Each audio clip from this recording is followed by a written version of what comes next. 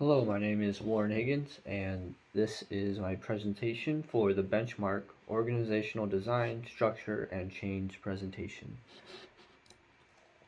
The company that I went with to discuss basically a comparison of the Fortune magazine where it publishes the most admired list and listed top companies in the United States.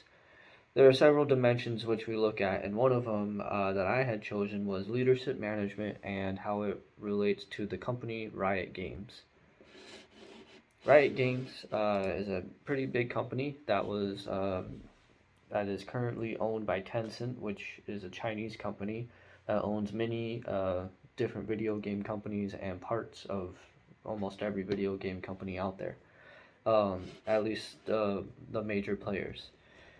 Riot is a Riot Games is a company that focuses on being a player-centered company, and they also show a lot of promise to be a great place to work. They have great reviews on websites as far as a place to work. They have wonderful benefits, and they they give you they show from the outside perspective of a company that you would want to work for. Um, However, we know that there are some underlying issues that happen at Riot Games due to a recent lawsuit that was actually won by the state of California and the people who submitted the lawsuit. And this was due to gender discrimination. And they, um, Riot Games ends up paying $100 million to settle this discrimination suit. So obviously, them having to pay that kind of money shows that there are some underlying issues with their management and how they lead this company. Um, what happened was is that they actually had to pay. There's more than 2,300 women who work for Riot, and what they showed was that women were not being paid correctly, that they were being treated differently based on gender, and so a lawsuit came out. There was 3 years of litigation, and it was eventually found that this was all true and correct. $77 million was being used of settlement funds to help cover attorney fees and go to the state of California's regulatory agency. And then Riot also agreed to spend $18 million over 3 years to make pay adjustments and funding programs to help boost the workforce diversity, meaning hiring more women and increasing the diversity that um, they have on staff.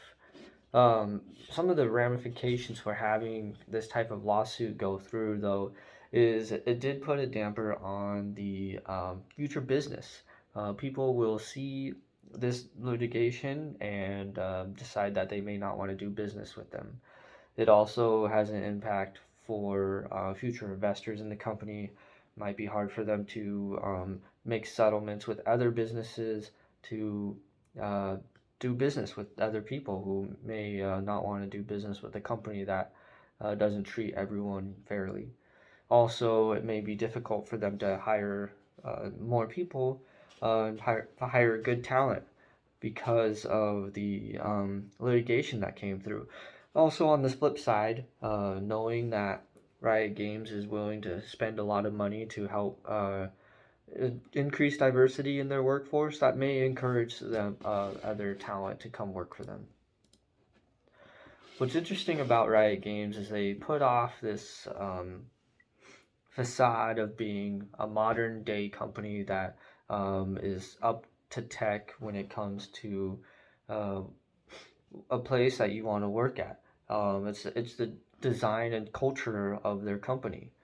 Also, when you go to some of the reviews and you look at their culture on Glassdoor, they show great reviews. I mean, it has a 4.1 out of 5 stars on Glassdoor.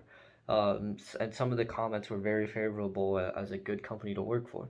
So you have this interesting dynamic of um, a company that went through this crazy litigation. $100 million is nothing to laugh at. Yet on the flip side, you have people who have loved working for this company. Um, so it's a interesting dynamic and something that can be further looked at when we want to look at the two different parties of people who are working for this company. Um, Riot Games does do quite a bit of the conscious culture portion of this. I found it also ironic that they pride themselves in being a diverse company, and hopefully that through conscious culture they can have a deep level of diversity. It's the individual differences between each person that allows companies to grow and have a wonderful product, a product that you and I would enjoy. They also do a lot of charity work at Riot Games, and as we know, that a business should exist for reasons beyond just making a profit. They put out a newsletter for each year of how much they've raised in charity. They did some amazing things, especially with COVID. They raised $7 million to help fund COVID relief around the world. Um, so they've done some awesome projects helping out with social justice, and they work with a lot of well-known partners like Make a Wish Foundation and some other medical groups around the world. So they do a wonderful job at doing charity work and working, for a higher purpose. So this kind of leads to what my 8 steps are for leading to change. Obviously, that the business as a whole needs to make a decision of how they're going to, I guess, change management and change their leadership. Doesn't mean that I don't think it means that they need to do a complete wipe of managerial positions and rehire people who are fit for the job. But we do need to create a desire for change among that manager group.